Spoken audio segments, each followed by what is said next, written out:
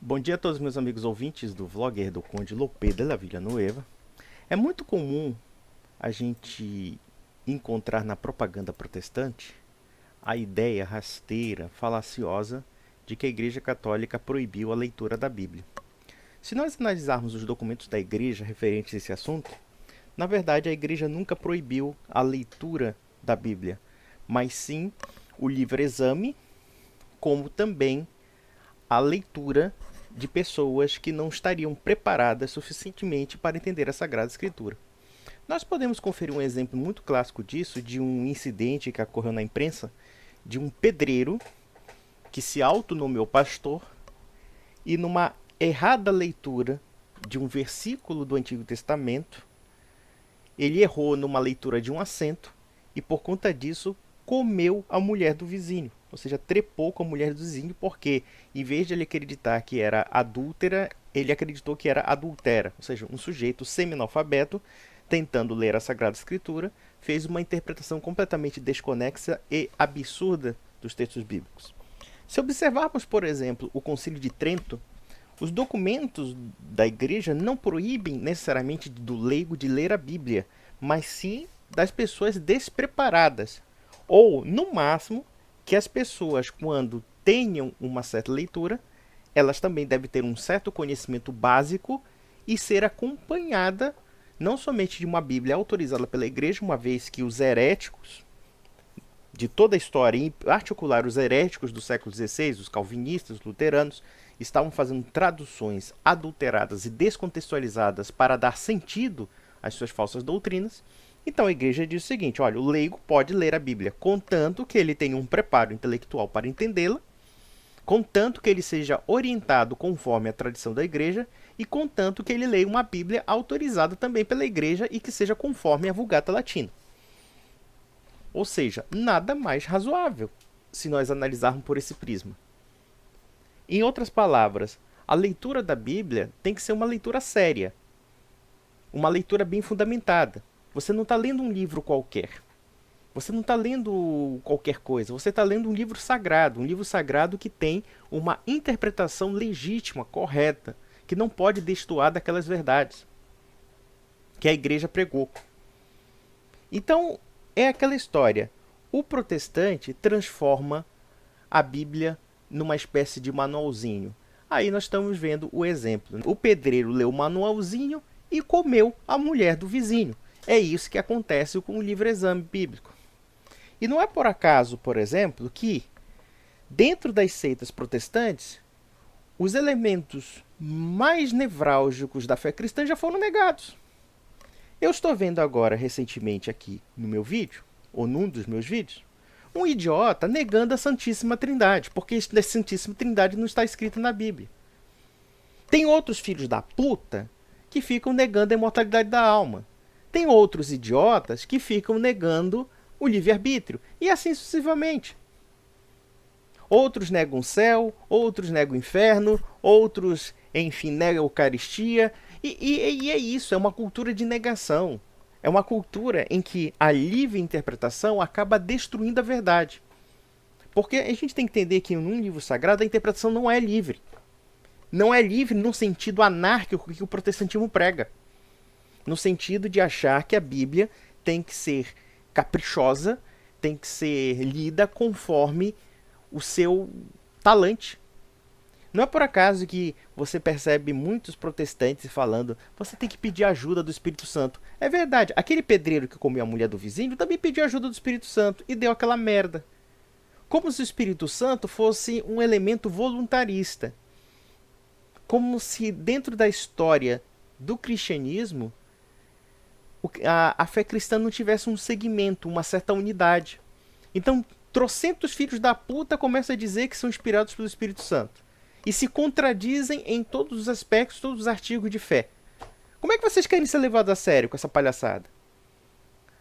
Foi por essas e outras que eu briguei com protestante, briguei com batista, briguei com calvinista, briguei com toda essa galera. Porque no fundo, essa concepção da Bíblia como manualzinho de salvação, de livre leitura, como se fosse um best-sellerzinho, como se a Sagrada Escritura devesse ser acessível a qualquer pessoa, isso causa esse tipo de problema.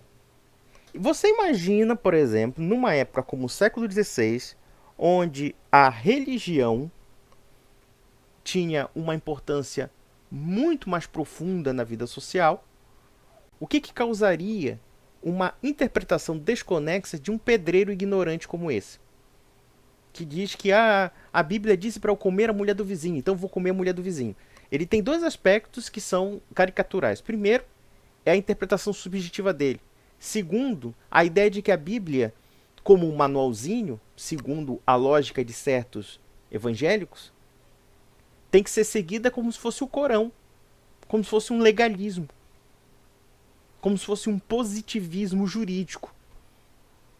E não um livro que tem uma certa complexidade axiomática, interpretativa, moral, teológica, e essa interpretação está atrelada também a uma historicidade e uma institucionalidade.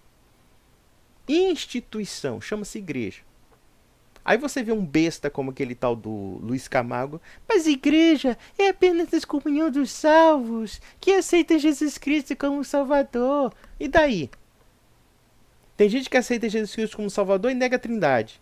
Tem gente que aceita Jesus Cristo como Salvador e é espírita. Tem gente que aceita Jesus Cristo de qualquer forma, né, conforme os seus caprichos, mas não é aquilo que a verdade cristã prega. Então pode ser também o Cristo da nova era. Então se você aceita Cristo como Salvador da nova era, então a nova era também é tão válida quanto a doutrina cristã tradicional. Vocês não percebem a contradição de vocês? Eu preciso desenhar para vocês a obviedade e a serenidade da Igreja Católica com relação a isso. É tão óbvio porque a Igreja, de fato, evitou que certas pessoas tivessem leitura, uma vez que não tinham capacidade intelectual para isso, uma vez que o protestantismo é igualitarista e revolucionário na questão da leitura exegética da Bíblia, ou seja, qualquer palpiteiro de ocasião aparece no YouTube e começa a falar meia dúzia de merdas e querendo estabelecer e revogar dogmas. Vocês acham que isso não é um prejuízo para a fé? Vocês acham que não gera uma crise tremenda no sentido de que a verdade religiosa está sendo totalmente relativizada sempre? Quando um palhaço aparece e começa a falar um bocado de baboseira sobre a história da igreja, vocês acham que eles não estão relativizando as próprias estruturas pelas quais a fé foi consolidada, a fé foi debatida, a fé foi ensinada? Livre exame é isso.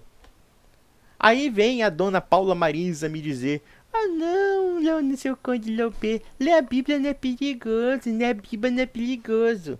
Tudo bem, ler a Bíblia por si mesmo não é perigoso, mas a livre interpretação é perigosa. A livre interpretação que cria uma seita de malucos como os adventistas. A livre interpretação que cria testemunho de Jeová. A livre interpretação que cria trocentas seitas diferentes e gera desunião e divisão no cristianismo. Mas os primeiros cristãos não pensavam assim. Os heréticos eram banidos. Jesus Cristo já dizia: você pode admoestar seu irmão. Se seu irmão não ouvir, por favor, trate-o como gentil. E isso pode também ser dito aos heréticos. Aquelas pessoas que se acham imbuídas do Espírito Santo, como o pedreiro que comeu a vizinha, e vão repetir: leu o manualzinho, comeu a mulher do vizinho. É isso que aconteceu com o livre exame bíblico. E detalhe, quando um sujeito despreparado como aquele se autonomeia paladino da fé, sem as credenciais legítimas que são dadas aos guardiães da fé, que são os clérigos, o que acontece? Acontece uma depreciação da fé. Até um padre canalha, pelo menos, o cargo eclesiástico dele significa alguma coisa. Nós temos uma referência clara e cristalina para condená-lo nas suas atitudes, justamente porque ele não cumpre as obrigações do cargo dele. Mas o que se pode dizer de um pastor autonomeado? Se ele mesmo se arroga a autoridade, se ele mesmo estabelece os parâmetros da própria autoridade, se ele estabelece os próprios parâmetros, com quais critérios você pode julgá-lo? Através da Bíblia? Mas fica nesse reino das opiniões. A opinião dele, segundo o entendimento dele, segundo a, digamos, a ajuda do Espírito Santo na cabeça dele, era comer a vizinha. adultera e não adúltera, né? Segundo um texto do Antigo Testamento que agora eu não me lembro. E é isso. É essa a questão. E vejam que, na Idade Média, muitos desses embusteiros gostam de citar os documentos da igreja. A igreja queimou bíblias. A igreja proibiu o pessoal de portar bíblia. Primeiramente, se vocês observarem, as circunstâncias eram relacionadas às heresias dos albigenses. Vejamos, se alguém pega um livro sagrado e começa a distorcê-lo de tal forma a ponto de pregar coisas demoníacas. Sim, tem que ser dito. Os albigenses chegavam a ser demoníacos. Porque ao afirmarem que a criação era má, como eles afirmavam, eles estavam negando os postulados de Deus. Ao adulterarem as Sagradas Escrituras, dando um entendimento falso do cristianismo, eles estavam levando milhares de pessoas ao inferno.